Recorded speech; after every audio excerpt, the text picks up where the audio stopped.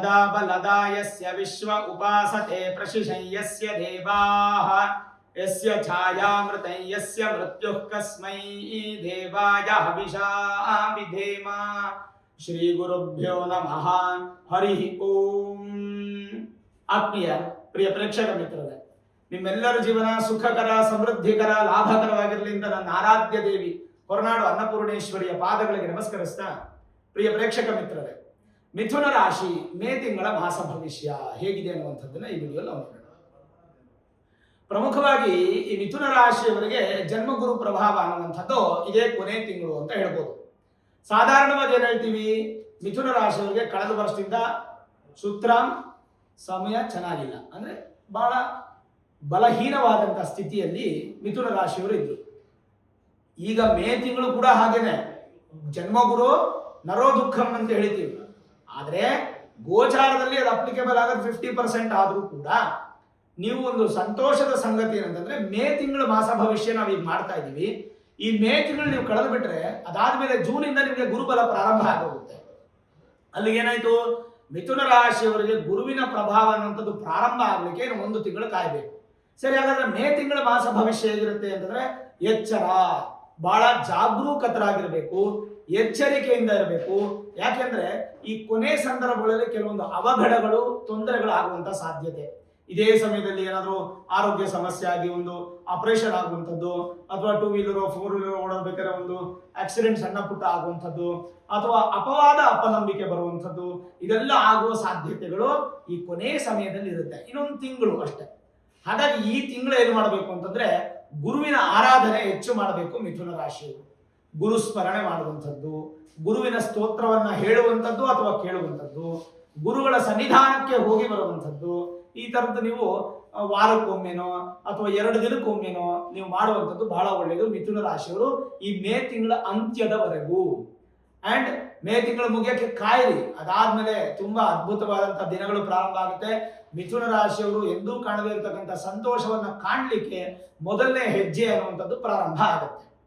ಸರಿ, ಹಾಗಿದ್ರೆ ಮಿಥುನ ರಾಶಿಗೆ ಗುರು ಬಂದು ಸಪ್ತಮ ಸ್ಥಾನ ಹಾಗೂ ದಶಮ ಸ್ಥಾನಾಧಿಪತಿ ಅಂತ ಹೇಳ್ತೀವಿ. ಸಪ್ತಮ ಅಂತಂದ್ರೆ ಒಂದು ಪಾರ್ಟ್ನರ್ಶಿಪ್ ಬಿಸ್ನೆಸ್ ಬರುತ್ತೆ, ಇನ್ನೊಂದು ಲೈಫ್ ಪಾರ್ಟ್ನರ್ ಬರುತ್ತೆ, ಅಂದ್ರೆ ವಿವಾಹಕ್ಕೆ ಬರುತ್ತೆ. ಹಾಗಾಗಿ ಈ ತಿಂಗಳು ಈ ವಿವಾಹಕ್ಕೆ ಸಂಬಂಧಪಟ್ಟಂತ ಸ್ಪೀಡ್ ನಿಮ್ಮಲ್ಲಿ ಇರಲ್ಲ, ಶುಭ ಕಾರ್ಯಕ್ಕೆ ಸಂಬಂಧಪಟ್ಟಂತ ಸ್ಪೀಡ್ ಇರಲ್ಲ, ಹಾಗೆ ಪಾರ್ಟ್ನರ್ಶಿಪ್ ಬಿಸ್ನೆಸ್ ಅಲ್ಲಿ ದೊಡ್ಡ ಪ್ರಮಾಣದ ಸಕ್ಸಸ್ ಅನ್ನೋದು ಇರಲ್ಲ. ಇನ್ನು ಷೇರು ವ್ಯವಹಾರ, ಈ ಹಣದ ವ್ಯವಹಾರ, ಫಿನಾನ್ಷಿಯಲ್ ಸ್ಟೇಟಸ್, ಇದೆಲ್ಲ ನಿಮಗೆ ಮಿಥುನ ರಾಶಿಯವರಿಗೆ ಒಂಥರ ಬ್ಯಾಲೆನ್ಸ್ಡ್ ಆಗಿರುತ್ತೆ. ಆ ಕಡೆ ಇಳಿಯಲ್ಲ, ಈ ಕಡೆ ಹತ್ತಲ್ಲ, ಆ ರೀತಿಯಾಗಿ ಬ್ಯಾಲೆನ್ಸ್ಡ್ ಆಗಿರುತ್ತೆ. ಇನ್ನು ದಶಮ ಸ್ಥಾನ ಅಂದ್ರೆ ಕರ್ಮಸ್ಥಾನ, ಉದ್ಯೋಗ ಸ್ಥಾನಾಧಿಪತಿನು ಗುರುನೇ. ಆದ್ರಿಂದ ಸ್ವಲ್ಪ ಮಟ್ಟಿಗೆ ಈ ತಿಂಗಳು ಉದ್ಯೋಗದಲ್ಲಿ ಬ್ಯಾಲೆನ್ಸ್ ಮಾಡ್ಕೊಳ್ಳಿ. ಯಾವುದೇ ತರದ ಡಿಸಿಷನ್ಸ್ ಈ ತಿಂಗಳು ತಗೊಳಕ್ ಹೋಗ್ಬೇಡಿ, ನೀವು ರಿಸೈನ್ ಮಾಡಕ್ ಹೋಗ್ಬೇಡಿ, ಹೊಸ ಉದ್ಯೋಗ ಹುಡುಕೋಕ್ಕೂ ಹೋಗ್ಬೇಡಿ. ಹೇಗಿದೆಯೋ ಆ ಉದ್ಯೋಗನ ತಟಸ್ಥವಾಗಿ ನಡೆಸ್ಕೊಂಡು ಹೋಗ್ಬಿಡಿ. ಈ ಮೇ ತಿಂಗಳು ಅಂತ್ಯ ಆಗೋದ್ಮೇಲೆ ಜೂನ್ ತಿಂಗಳಿಂದ ಬಹಳ ಉತ್ತಮವಾದಂತ ಸಮಯ ಪ್ರಾರಂಭ ಆಗಲಿದೆ. ಸರಿ, ಮಿಥುನ ರಾಶಿಯವ್ರದ್ದೇನೋ ಕಂಪ್ಲೀಟ್ ಆಯ್ತು. ಯಾವ್ದ್ರ ವಿಚಾರ? ಗುರು ವಿಚಾರ.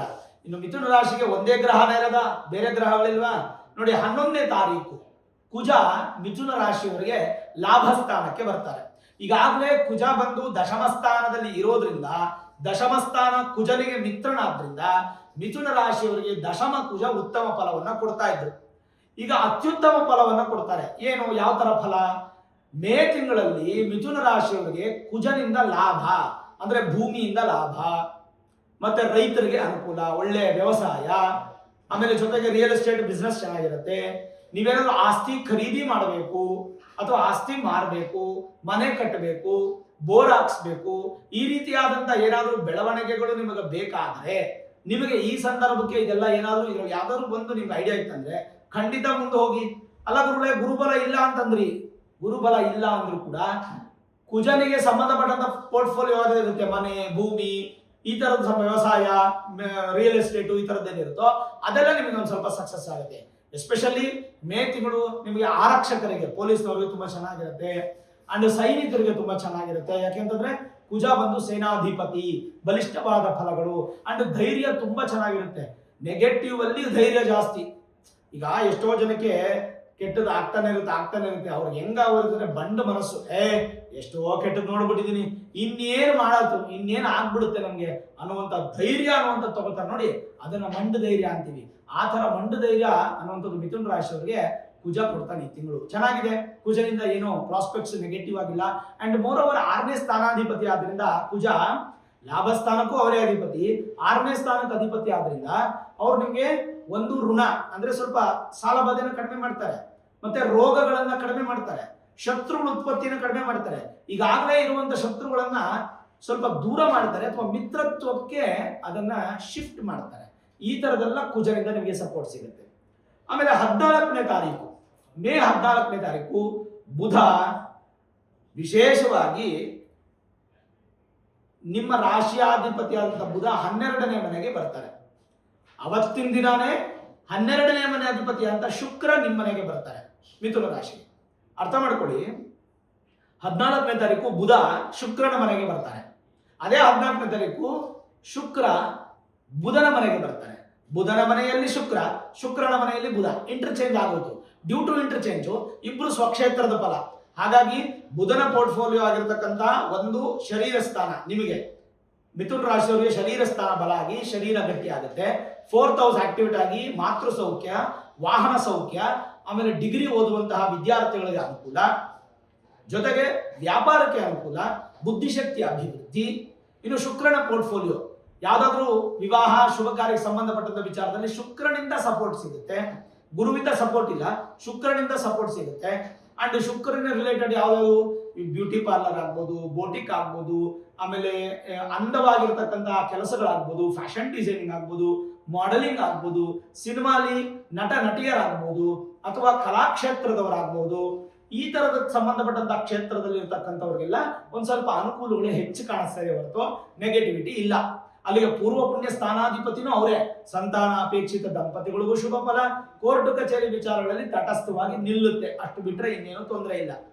ಇದರ ನೆಕ್ಸ್ಟ್ ಡೇ ಇದೆಯಲ್ಲ 15ನೇ ತಾರೀಕು ರವಿ ಸೂರ್ಯ ನಿಮಗೆ 12ನೇ ಮನೆಗೆ ಬರ್ತಾರೆ. ಅಲ್ಲಿವರೆಗೂ 11ನೇ ಮನೆಯಲ್ಲಿ ಲಾಭ ಸ್ಥಾನದಲ್ಲಿ ಉಚ್ಚ ಸ್ಥಾನದಲ್ಲಿ ಇದ್ದಂತ ಸೂರ್ಯ 12ನೇ ಮನೆಗೆ ಬಂದಾಗ ನಿಮ್ಗೆ ಒಂದು ಸ್ವಲ್ಪ ಧೈರ್ಯ ಕಡಿಮೆ ಆಗುತ್ತೆ ನೋಡಿ. ಇಷ್ಟೆಲ್ಲ ನಿಮಗೆ ಪಾಸಿಟಿವ್ಸ್ ಬೇರೆ ಗ್ರಹಗಳು ಕೊಡ್ತಾ ಇದ್ರೆ ಒಂದೋ ಎರಡೋ ಗ್ರಹ ನೆಗೆಟಿವ್ ಕೊಡಬೇಕು. ಎಕ್ಸಾಂಪಲ್ ಗುರು ನೆಗೆಟಿವ್ ಆಯ್ತು, ಈಗ ನಿಮಗೆ ಸೂರ್ಯನು ನೆಗೆಟಿವ್. ಎಲ್ಲಿಂದ 15ನೇ ತಾರೀಕಿಂದ ಸೂರ್ಯ ನಿಮ್ಗೆ ಒಂದು ಸ್ವಲ್ಪ ಬಲಹೀನವಾಗ್ತಾನೆ. ಅಂದ್ರೆ 12ನೇ ಮನೆಗೆ ಬಂದ್ರೆ ಅದು ಶತ್ರು ಸ್ಥಾನಕ್ಕೆ ಬಂದ್ರೆ ಸ್ವಲ್ಪ ಭಯ, ತೃತೀಯಾಧಿಪತಿ ಅಲ್ವಾ, ಭಯ, ಜ್ಯೇಷ್ಠ ಸಹೋದರ ಮತ್ತೆ ಸಹೋದರರಿಂದ ಸ್ವಲ್ಪ ಕಿರಿಕಿರಿ ಕೋಪ ಉತ್ಪತ್ತಿ ಆಗುವಂತ ಸಾಧ್ಯತೆಗಳು ಹೆಚ್ಚಾಗಿರುತ್ತೆ. ಇನ್ನು ಇದರ ಜೊತೆಗೆ ಏನಪ್ಪಾ ಅಂದ್ರೆ ನಿಮಗೆ ಕುಜನ ಫಲ ಆಯ್ತು, ಮತ್ತೆ ಶುಕ್ರನ ಫಲ ಆಯ್ತು, ಬುಧನ ಫಲ ಆಯ್ತು, ಸೂರ್ಯನ ಫಲ ಆಯ್ತು, ಗುರುವಿನ ಫಲ ಆಯ್ತು.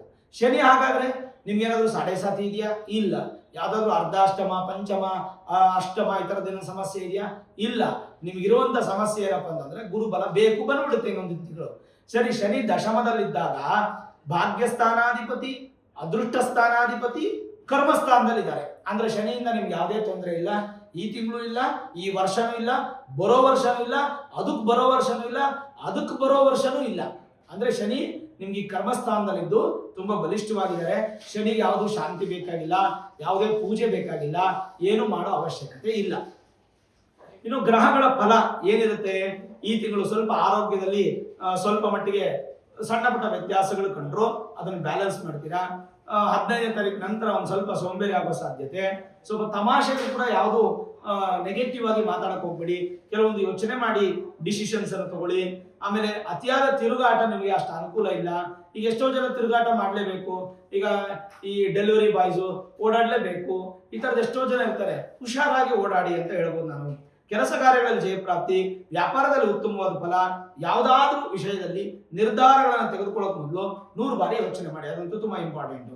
ಅದರ ಜೊತೆಗೆ ಜೀವನದಲ್ಲಿ ಅತ್ಯಂತ ಮುಖ್ಯವಾದ ವಿಚಾರಗಳ ಬಗ್ಗೆ ಈ ಮೇ ತಿಂಗಳಲ್ಲಿ ಆಲೋಚನೆ ಮಾಡ್ತೀರಾ, ಅದನ್ನ ಬರೋ ತಿಂಗಳಿಗೆ ಡಿಸಿಷನ್ ತಗೊಂಡು ಬರೋ ತಿಂಗಳಿಗೆ ಅಪ್ಲಿಕೇಬಲ್ ಮಾಡೋದಕ್ಕೆ ಸಪೋರ್ಟ್ ಸಿಗುತ್ತೆ. ಮತ್ತೆ ಮನೆ ಖರೀದಿ ವಿಚಾರ, ಮತ್ತೆ ಭೂಮಿ ಖರೀದಿ ವಿಚಾರ, ಇದೆಲ್ಲ ಸೂಕ್ತವಾಗಿ ಯೋಚನೆ ಮಾಡಿ ಅನುಕೂಲ ನಿಮ್ಗಾಗುತ್ತೆ. ವಿದ್ಯಾರ್ಥಿಗಳಿಗೆ ಉತ್ತಮವಾದ ಮಾಸ, ಧನ ಪ್ರಾಪ್ತಿ. ಜೊತೆಗೆ ಕೆಲಸದಲ್ಲಿ ಸ್ವಲ್ಪ ಮೇಲಾಧಿಕಾರಿಗಳಿಂದ ಕಿರುಕುಳ ಆಗುವ ಸಾಧ್ಯತೆ, ಬೆಲೆ ಬಾಳುವ ವಸ್ತುಗಳ ಕಡೆ ಗಮನ ಇರಲಿ, ಸ್ವಲ್ಪ ನಿಮ್ಮಿಂದ ದೂರ ಆಗುವಂತ ಸಾಧ್ಯತೆ, ಅದರಿಂದ ಧನ ನಷ್ಟ ಆಗುವಂತ ಸಾಧ್ಯತೆಗಳು ಇರುತ್ತೆ. ಅದೃಷ್ಟ ನಿಮ್ಮನ್ನು ಹಿಂಬಾಲಿಸ್ತಾ ಇದೆ, ಆದ್ರೆ ಅದೃಷ್ಟನ ನೀವು ಪಡ್ಕೋಬೇಕು.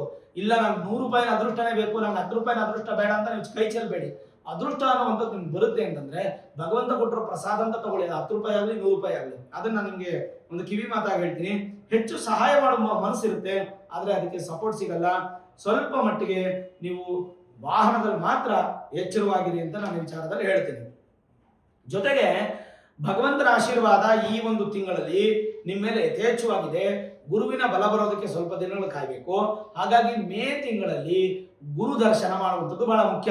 ಈ ತಿಂಗಳು ಪೂರ್ತಿ ಗುರು ದರ್ಶನ, ಗುರು ಸ್ತೋತ್ರ ಪಠನೆ ಮಾಡಿ. ಇದು ಮೊದಲನೇ ಪರಿಹಾರ. ಆದ್ರೆ ಎರಡನೇದು 15ನೇ ತಾರೀಕು ನಂತರ ಪ್ರತಿದಿನ ಸೂರ್ಯನಿಗೆ ನಮಸ್ಕಾರ ಮಾಡಿ. ಸಾಧ್ಯವಾದರೆ ಸೂರ್ಯನಿಗೆ ಒಂದು ಅರ್ಘ್ಯವನ್ನು ಕೊಡಿ, ಸೂರ್ಯ ಪ್ರಾರ್ಥನೆಯನ್ನ ಮಾಡಿ. ಅದು ನಿಮಗೆ ತುಂಬಾ ಅನುಕೂಲಗಳನ್ನ ಕೊಡುತ್ತೆ. ಈ ಎರಡೇ ಪರಿಹಾರ.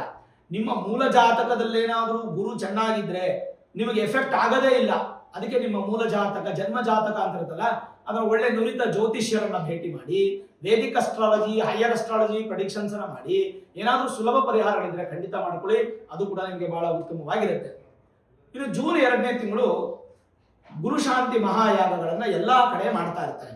ನಿಮಗೆ ಎಲ್ಲಿ ಹತ್ತಿರದಲ್ಲಿದೆಯೋ ಆ ಜಾಗದಲ್ಲಿ ಹೋಗಿ ಮಾತುಕತೆ ಮಾಡಿ. ದೇವಸ್ಥಾನದಲ್ಲೋ, ಮಠಗಳಲ್ಲೋ, ಮಂದಿರಗಳಲ್ಲೋ ಹೋಗಿ ಮಾತುಕತೆ ಮಾಡಿ. ನಿಮ್ಮ ಗೋತ್ರ, ನಕ್ಷತ್ರ, ರಾಶಿ ಹೆಸರೆಲ್ಲ ಕೊಟ್ಟು ಗುರುಶಾಂತಿ ಮಹಾಯಾಗಕ್ಕೆ ನೀವು ಪಾರ್ಟಿಸಿಪೇಟ್ ಮಾಡಿ. ಒಳ್ಳೇದು. ಗುರುಬಲ ಬರ್ತಾ ಇದ್ದಾಗ ಗುರುಶಾಂತಿಗೆ ಪಾರ್ಟಿಸಿಪೇಟ್ ಮಾಡಿದ್ರೆ ಇನ್ನಷ್ಟು ನಿಮಗೆ ಅಭಿವೃದ್ಧಿ ಆಗುತ್ತೆ ಗುರುವಿನಿಂದ. ಅಲ್ಲಿಗೆ ಏನಾಯ್ತು, ಒಂದು ಪ್ಲಸ್ ಪಾಯಿಂಟ್ ಏನಪ್ಪಾ ಅಂತಂದ್ರೆ, ನಿಮಗೆ ಗುರುಶಾಂತಿ ಮಾಡೋದ್ರಿಂದ ಗುರುವಿನ ಬಲ ಯಥೇಚ್ಛವಾಗುತ್ತೆ. ಅದೇ ಒಂದು ಅಮೌಂಟ್ ಇಟ್ಟಿರ್ತಾರೆ, 500, 1000, 2000, 5000 ಇಟ್ಟಿರ್ತಾರೆ. ಅದನ್ನ ಪೇ ಮಾಡಿಬಿಟ್ಟು ಗುರುಶಾಂತಿ ಮಹಾಯಾಗ ಸಂಕಲ್ಪಕ್ಕೆ ಬರೆಸಿ. ಎಲ್ಲೂ ನಿಮ್ಗೆ ಅನುಕೂಲ ಆಗಿದೆ ಅಂದ್ರೆ ನಾನು ನಿಮ್ಮ ಸಹಕಾರದೊಂದಿಗೆ 1 ಲಕ್ಷ ಸ್ವಾಹಾಕಾರದ ಗುರುಶಾಂತಿ ಮಹಾಯಾಗವನ್ನ ಜೂನ್ 2ನೇ ತಾರೀಕು ಬೆಂಗಳೂರು ಎಲೆಕ್ಟ್ರಾನಿಕ್ ಸಿಟಿಯಿಂದ ಅತ್ತಿಬೆಲೆ ಬರುತ್ತೆ, ನಿಮಗೆ ಅತ್ತಿಬೆಲೆ ಹತ್ರ ನಾನು ಮಾಡ್ತಾ ಇದ್ದೀನಿ. ಈ ಒಂದು ಗುರುಶಾಂತಿ ಮಹಾಯಾಗಕ್ಕೆ ನೀವು ರಿಜಿಸ್ಟ್ರೇಷನ್ ಮಾಡ್ಕೊಳ್ಬೇಕು ಅಂತಂದ್ರೆ ನಿಮಗೆ 8431384001 ಅನ್ನುವಂತಹ ನಂಬರ್ಗೆ ನೀವು ಕರೆ ಮಾಡಿದ್ರೆ ನಿಮಗೆ ವಾಟ್ಸಪ್ ಮುಖಾಂತರ ಎಲ್ಲ ಡೀಟೇಲ್ಸ್ ಅನ್ನ ಕಳಿಸ್ಕೊಡ್ತಾರೆ. ನೀವು 1001 ರೂಪಾಯಿ ಅಮೌಂಟ್ ಅನ್ನ ರಿಜಿಸ್ಟ್ರೇಷನ್ ಮಾಡಿಕೊಂಡು, ಅಂದ್ರೆ ಪೇ ಮಾಡಿ ರಿಜಿಸ್ಟರ್ ಮಾಡಿಕೊಂಡ್ರೆ ನಿಮ್ಮ ಹೆಸರಲ್ಲಿ ಸಂಕಲ್ಪ ಆಗಿ ಕರುಂಗಲಿ ಮಾಲಾ ಅನ್ನುವಂಥದ್ದು ನಿಮಗೆ ಪ್ರಸಾದವಾಗಿ ಬರುತ್ತೆ. ಒರಿಜಿನಲ್ ಸರ್ಟಿಫಿಕೇಟು ಮತ್ತೆ ಅಕ್ಷತೆ, ಪೂಜೆ ಮಾಡಿದ ಅಕ್ಷತೆ ಸಮೇತವಾಗಿ ನಿಮಗೆ ಕರುಂಗಲಿ ಮಾಲಾ ಮನೆಗೆ ಕೊರಿಯರ್ ಮುಖಾಂತರ ಬರುತ್ತೆ. ಆ ಕರುಂಗಲಿ ಮಾಲೆಯನ್ನು ನೀವು ಧರಿಸೋದ್ರಿಂದ ನೆಗೆಟಿವ್ ಎನರ್ಜಿ ದೂರವಾಗಿ ಪಾಸಿಟಿವ್ ಎನರ್ಜಿ ಅನ್ನೋದು ಉತ್ಪತ್ತಿ ಆಗುತ್ತೆ. ಇದು ಒಂದು ವಿಶೇಷ. ಆಮೇಲೆ ಈ ಒಂದು ರಿಜಿಸ್ಟ್ರೇಷನ್ ನ ಕಂಪ್ಲೀಟ್ ಮಾಡಿಕೊಂಡು ನೇರವಾಗಿ ಬನ್ನಿ, ಸಾಧ್ಯವಾದಷ್ಟು ನೇರವಾಗಿ ಬಂದು ಸ್ವಾಮಿ ದರ್ಶನ ಮಾಡಿ, ಅಮ್ಮನವರ ದರ್ಶನ ಮಾಡಿ. ಅಲ್ಲಿ ಆಂಜನೇಯ ಸ್ವಾಮಿ, ಶನೈಶ್ಚರ, ರಾಜರಾಜೇಶ್ವರಿ ಇರತಕ್ಕಂಥ ಮಹಾಕ್ಷೇತ್ರ, ಅಲ್ಲಿ ಒಂದು ದರ್ಶನ ಮಾಡಿ ಪೂಜೆಯನ್ನ ಪಾಲ್ಗೊಂಡು ಅನ್ನದಾನ ಪ್ರಸಾದವನ್ನು ಸ್ವೀಕಾರ ಮಾಡ್ಕೊಂಡು ಹೋಗ್ಬೋದು. ಆದ್ರೆ ಪ್ರಸಾದ ಮಾತ್ರ ಕೊರಿಯರ್ ಅಲ್ಲೇ ಬರುತ್ತೆ ನಿಮಗೆ. ಇನ್ನೊಂದು ವಿಷಯ ಏನಪ್ಪಾ ಅಂದ್ರೆ, ಬರಕ್ಕಾಗಿಲ್ಲ, ತುಂಬಾ ದೂರ ಇದೀವಿ ಅಂತಂದ್ರೆ ಯೂಟ್ಯೂಬ್, ಫೇಸ್ಬುಕ್ ಅಲ್ಲಿ ನೀವು ಲೈವ್ ವಿಡಿಯೋನ ವಾಚ್ ಮಾಡಬಹುದು. ಅದು ಲೈವ್ ನಿಮ್ಗೆ ಸಿಗುತ್ತೆ. ಅದು ಬಹಳ ವಿಶೇಷವಾಗಿ ಬೆಳಗ್ಗೆಯಿಂದನೇ ನಿಮ್ಗೆ ಶುರುವಾಗುತ್ತೆ. ನೀವು ಎಲ್ಲೇ ಕುತ್ಕೊಂಡು ಕೂಡ ನೀವು ಸಂಕಲ್ಪನ ನೀವು ವೀಕ್ಷಿಸಬಹುದು. ಈ ಒಂದು ಮಹಾಯಾಗ ಆಮೇಲೆ ನೀವು ದುಡ್ಡು ಕೊಟ್ಟರೆ ಬರಬೇಕು ಅಂತಿಲ್ಲ, ದುಡ್ಡು ಕೊಡ್ಲಿಲ್ಲ ಅಂದ್ರೂ ಕೂಡ ನೀವು ಬಂದು ಅಲ್ಲಿ ದರ್ಶನ ಮಾಡಿ ಅನ್ನದಾನ ಪ್ರಸಾದ ಸ್ವೀಕಾರ ಮಾಡಿ ದೇವರ ಆಶೀರ್ವಾದವನ್ನ ಪಡ್ಕೋಬಹುದು. ಯಾರ್ಯಾರಿಗೆ ಕರುಂಗಲಿ ಮಾಲೆ ಬೇಕೋ, ಯಾರ್ಯಾರಿಗೆ ಗುರುಬಲ ಬೇಕೋ ಅಂಥವ್ರು ಮಾತ್ರ ರಿಜಿಸ್ಟ್ರೇಷನ್ ಮಾಡ್ಕೊಳ್ಳಿ. ಅದು 8431384001 ಈ ಒಂದೇ ನಂಬರ್ ಮಾತ್ರ, ಅದು ಬಿಟ್ಟು ಬೇರೆ ನಂಬರ್ಗೆ ಅವಕಾಶ ಇಲ್ಲ. ಖಂಡಿತ ಬನ್ನಿ. ಗುರುಶಾಂತಿ ಮಹಾಯಾಗದ ಫಲ ನಿಮಗೂ ಸಿಗಲಿ ಅಂತ ನಾನು ಪ್ರಾರ್ಥನೆ ಮಾಡ್ತೀನಿ. ಭಗವಂತ ಒಳ್ಳೇದು ಮಾಡ್ತಾನೆ. ಈ ವಿಡಿಯೋ ಇಷ್ಟ ಆಗಿದ್ರೆ ಲೈಕ್ ಮಾಡಿ, ಶೇರ್ ಮಾಡಿ, ಮುಖ್ಯವಾಗಿ ನಮ್ಮ ಚಾನಲ್ಗೆ ಸಬ್ಸ್ಕ್ರೈಬ್ ಮಾಡಿ, ಬೆಲ್ ಐಕಾನ್ ಅನ್ನು ಪ್ರೆಸ್ ಮಾಡಿ. ಪ್ರತಿನಿತ್ಯ ನಾನು ಪೂಜೆ ಮಾಡುವಂತಹ ನನ್ನ ಆರಾಧ್ಯ ದೇವಿ ಹೊರನಾಡು ಅನ್ನಪೂರ್ಣೇಶ್ವರಿಯ ಆಶೀರ್ವಾದ, ಅನುಗ್ರಹ ಸದಾಕಾಲ ಮತ್ತೊಮ್ಮೆ ನಿಮ್ಗೆ ಸಿಗಲಿ ಅಂತ ಪ್ರಾರ್ಥನೆ ಮಾಡ್ತಾ, ಸರ್ವೇ ಜನಾಃ ಸುಖಿನೋ ಭವಂತು, ಸಮಸ್ತ ಸನ್ಮಂಗಳಾನಿ ಭವಂತು.